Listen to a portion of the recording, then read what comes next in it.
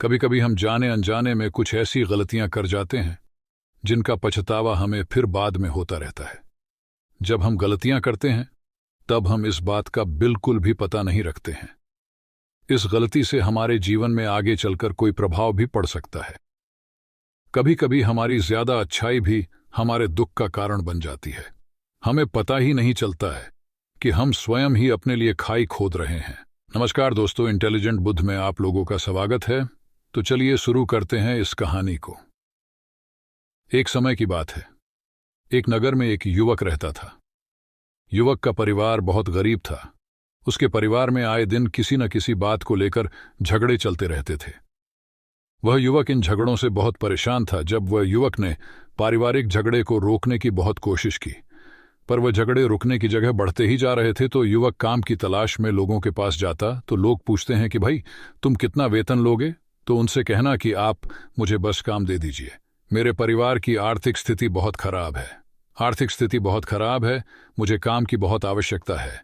आप बस मुझे काम पर रख लीजिए और आप जितना दोगे मैं उतना ही ले लूंगा। तो लोग उसकी मजबूरी का फायदा उठाकर उसे कम कीमत पर काम पर रख लेते, क्योंकि उसने लोगों को खुद ही मौका दे दिया। लोगों को पता था कि उसे काम की बहुत जरूरत है, वह कम पैसों में भी काम कर लेगा। और जब वह युवक अपने मित्रों के पास, अपने सगे संबंधियों के पास बैठता, तब भी वह अपनी गरीबी की बातें करता। वह अपने मित्र और सगे संबंधियों से कहता कि मैं क्या करूं, मेरा परिवार बहुत गरीब है, हमें 2 वक्त की दाल रोटी भी ठीक से नसीब नहीं होती और आए दिन परिवार में लड़ाई झगड़े होते रहते हैं। मुझे तो कुछ भी समझ में नहीं आता कि मैं करूं।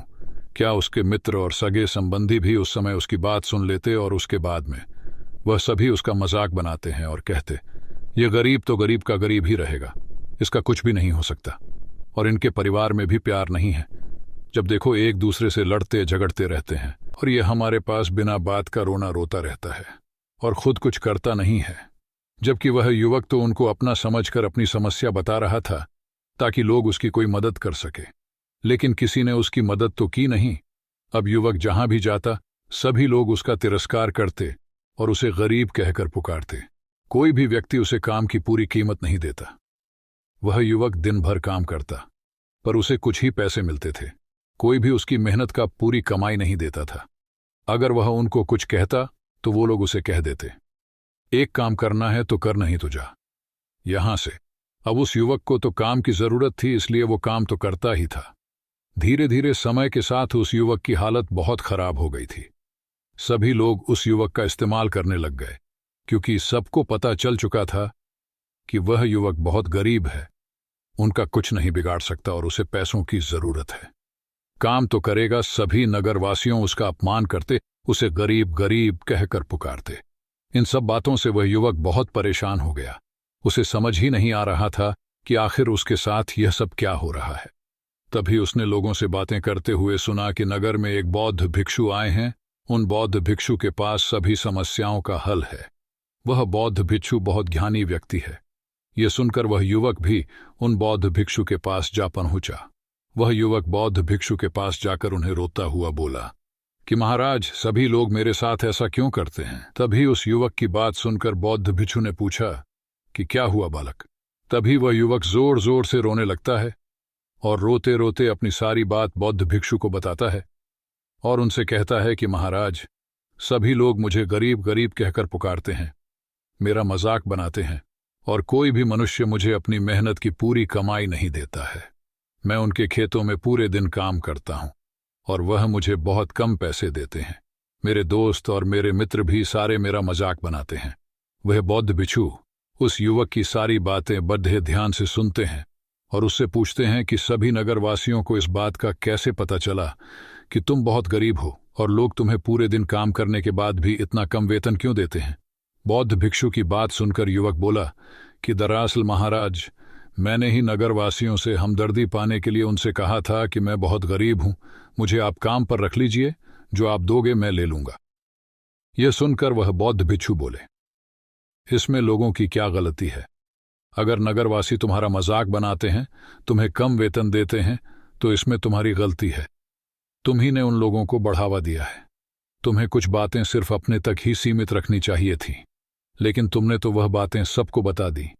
बौद्ध भिक्षु की बात सुनकर वह युवक उनके पैरों में गिर गया और उनसे बोलने लगा कि महाराज, मैं अब क्या करूं? आप मेरी इस परेशानी को दूर करो। युवक की बात सुनकर बौद्ध भिक्षु बोले, देखो, अब जो हो गया उसे तो वापस नहीं लाया जा सकता है, लेकिन आज मैं तुम्हें ऐसी 7 बातें बताऊंगा जो तुम्हें कभी भी किसी को नहीं बतानी है। सिर्फ अपने तक ही सीमित रखनी है, चाहे फिर वह तुम्हारा मित्र ही क्यों ना हो या फिर कोई सगा संबंधी ही क्यों ना हो।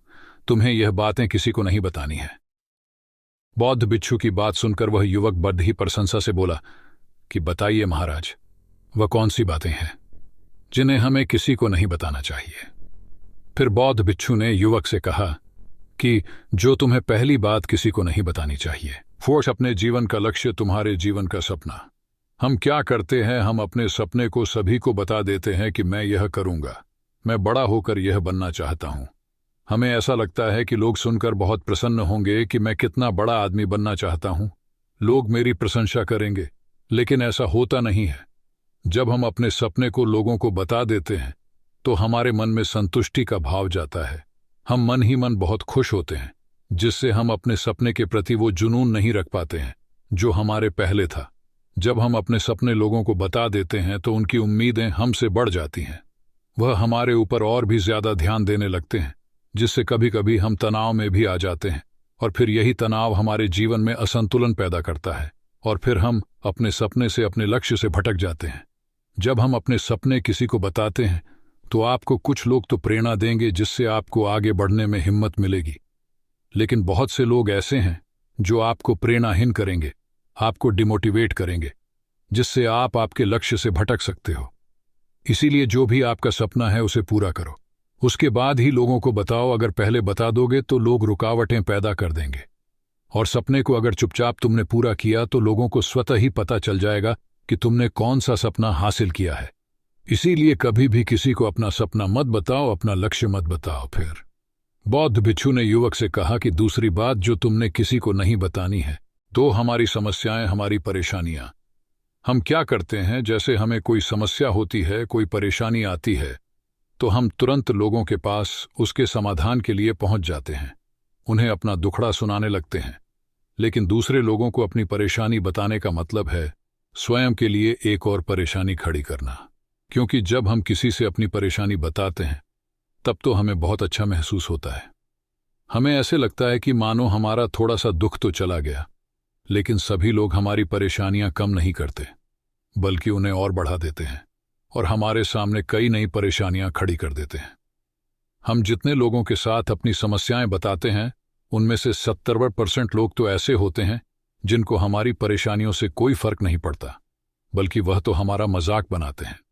और 20% लोगों को यह जानकर खुशी होती है, और 10% ऐसे लोग ही होते हैं कि जिनको थोड़ा बहुत फर्क पड़ सकता है कि हम कितने परेशान हैं। लेकिन फर्क पड़ने का मतलब यह नहीं है कि वह तुम्हारा साथ दे ही देंगे। जब लोग हमारी परेशानियां, हमारी समस्याओं का मजाक बनाते हैं तो हमें बहुत बड़ा दुख होता है। इसीलिए हमें कभी भी अपनी परेशानियां किसी को नहीं बतानी चाहिए, स्वयं ही उनका हल खोजना चाहिए, क्योंकि हमें हमसे बेहतर कोई नहीं जानता और हम खुद ही बिना किसी की मदद से हर परेशानी से बाहर निकल सकते हैं। फिर बौद्ध भिक्षु युवक को तान हमें कभी भी अपने परिवार की समस्याएं किसी को नहीं बतानी चाहिए। हम सभी के घर परिवार में कोई ना कोई समस्या जरूर होती है। जहां सब लोग एक साथ रहते हैं तो कहासुनी भी हो जाती है। हमारी परिवार के साथ हमारे संबंध अच्छे हो या बुरे हों, हमें किसी को भी नहीं बताना चाहिए। जब हम दूसरों को इसके बारे में बताते हैं तो लोग मजे लेकर तुम्हारी बातें सुनते हैं। उन्हें कोई फर्क नहीं पड़ता कि तुम किस परेशानी में हो, बल्कि वह लोग तो उन कमजोरियों का फायदा उठाने की कोशिश करेंगे। तुम्हें तुम्हारे परिवार की समस्याओं को आपस में ही अपने परिवार वालों से बात करके सुलझा लेनी चाहिए, तो तुम्हें दूसरे लोगों को बताने की जरूरत ही नहीं पड़ेगी। और जब हम अपने और अपने परिवार की समस्याएं लोगों को बताते हैं तो लोग हमें कमजोर समझने लगते हैं, हमारे बारे में सोचने लगते हैं कि यह तो कुछ नहीं कर पाएगा, ये अपने परिवार को नहीं संभाल सकता, इतनी छोटी छोटी बातों पर ही परेशान हो रहा है, तो ये आगे चलकर जीवन में बड़ी बड़ी समस्याओं का सामना कैसे करेगा। हम तो लोगों को अपने परिवार की समस्याएं ये सोचकर बताते हैं ताकि वह हमारी मदद कर सके। लेकिन यह दुनिया बहुत मतलबी है। इस दुनिया में कोई आपका खास नहीं है, लोग हमारी बातें मजे ले लेकर सुनते हैं और हमारे सामने तो झूठी हमदर्दी दिखाते हैं और फिर हमारी पीठ पीछे जो बातें हम उन्हें बताते हैं उन्हें अच्छे से नमक मिर्च लगाकर चारों तरफ फैला देते हैं, जिससे उन लोगों का तो कुछ नहीं बिगड़ता, पर तुम्हारे परिवार की इज्जत मिट्टी में मिल जाती है। लोग तुम्हारे परिवार के बारे में तरह तरह की बातें बनाने लगते हैं, एक बात की 100 बात करने लगते हैं, जो बात हुई नहीं उस बात को भी नमक मिर्च लगाकर बता दे हैं। इस दुनिया में घाव पर मरहम लगाने वाले तो कम है और नमक छिड़कने वाले बहुत ज्यादा है, इसलिए कभी भी किसी को अपने परिवार की स्थितियों के बारे में नहीं बताना चाहिए। 4 अपनी संपत्ति किसी को मत बताना।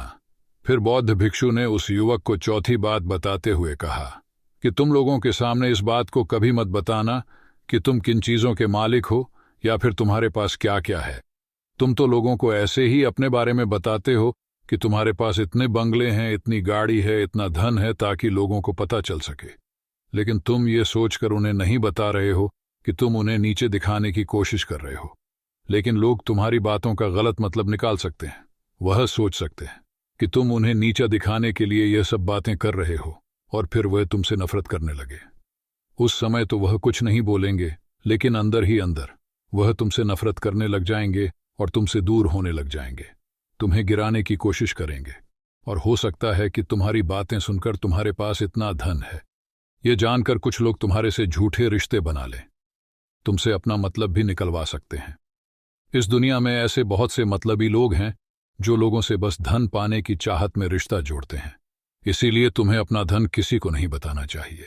समय के खेल का किसी को पता नहीं, आज अच्छा है तो जरूरी नहीं कल भी अच्छा हो। मान लो आज तुम्हारे पास खूब धन दौलत है, लेकिन अगर कभी आपके पास नहीं रहे और आप लोगों से मदद मांगोगे तो लोग आपकी मदद नहीं करेंगे बल्कि आपको ताने मरेंगे। आपसे कहेंगे कि तुम्हारे पास तो इतना धन था, कहाँ गया वह धन? तुम सच बोलते थे या फिर झूठ मूठ का गुणगान करते रहते थे? और हमें अपनी धन दौलत की बात लोगों के सामने इसलिए भी नहीं बतानी चाहिए